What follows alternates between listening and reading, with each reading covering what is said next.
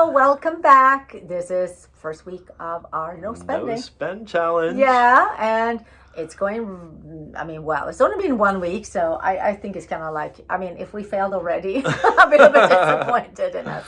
I think that we have only spent, how much have we spent? I think the important thing is that we're writing down every dollar we're spending in a shared note for us so that we can keep track of it. Including food, by the way, because, that's pretty much the most of the thing that we've been buying. So we spent $240 this week, and the reason it's so high is one is we had to actually buy some gas. So we started this challenge with an empty gas tank. So hopefully we won't have to deal with that again for a month. How much do we buy gas? Because we don't drive that much. Maybe like twice a month. Yeah.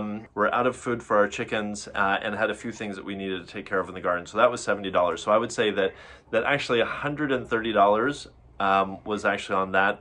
So it was really just $90 on food and that was like milk and some fresh fruit and stuff like that, because we are also trying to eat out of our fridge, freezer and pantry, because in general you have more food than you think. It is so important to try to eat up everything you have. I think that the only thing that came up was that our oldest son, who is 10, he was saying that he wanted to buy some soccer cards because he's really into soccer. He got some soccer cards for his birthday and really wants some Zlatan or Mbappe soccer cards. So, and he said that he would use his own money. And I said, well, we're on a no-buy challenge. And his sister said, so, we can't buy anything until that challenge is over. And he's like, what? I was like, I didn't sign up for that. So that was like, okay, that we probably should have talked to the kids. We've gotten all of our stakeholders on board for this challenge. Yes. So that was a little bit, I think he's going to be fine, but he was definitely some grumbling as he walked away. And I understand. It wasn't fair to bring him along without telling him that we were doing this. I think this is, I think this is really nice to do a no-buy challenge. I think that, and the more people join us, the more fun this is because we do it together. It is not, it is a challenge.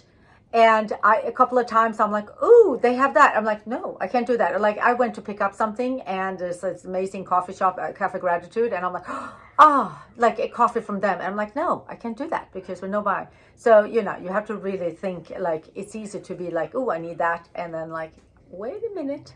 There's something right after this video, I'm going to go make you coffee. So, yeah, exactly. Well, I don't need to go buy coffee because the barista is in the house. Yeah, exactly. He makes really good coffee.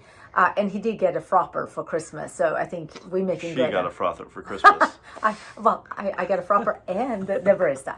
Anyway, so I just want to talk something about that.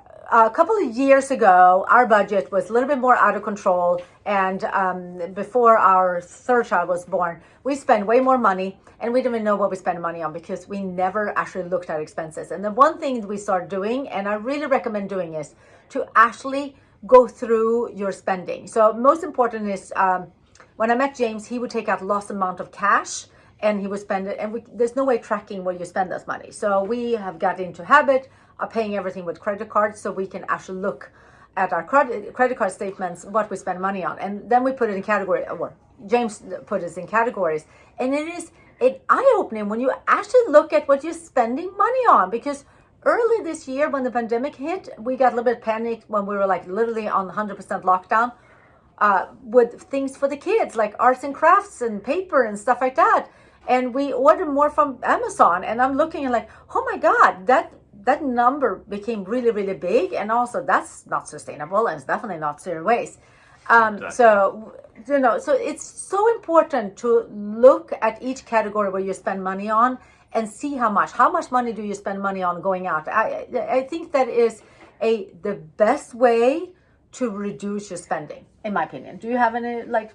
I agree. And I think, for us, it's about keeping it simple, right? We actually really just have a Google spreadsheet where we try to keep track of our categories of what we generally spend each month in that category, and then we keep an eye throughout the month that we're actually kind of be very aware if we're going over those budget categories. And I think another one is apps. I realized that it's easy to buy apps or rent. I don't know how that works 100%, but you pay for them, for some of them, and then you just keep on renewing them and paying Right, for those them. subscriptions. Yeah. It's good to keep Yeah. keep on top of those, especially those ones that come every year.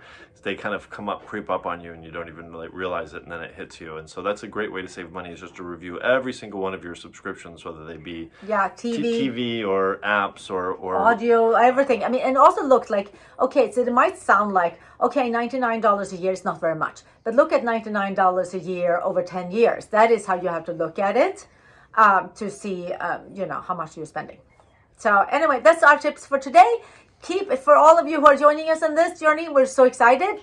Please leave a comment. Give us a thumbs up. Subscribe. How are you doing on your journey? Yeah. Following along with us. Or you finding something hard, or do you find something easy? Do you have tips? We will love to hear from you. And check out our next video on leftover lasagna soup. You're going to love it. See you next week. Bye.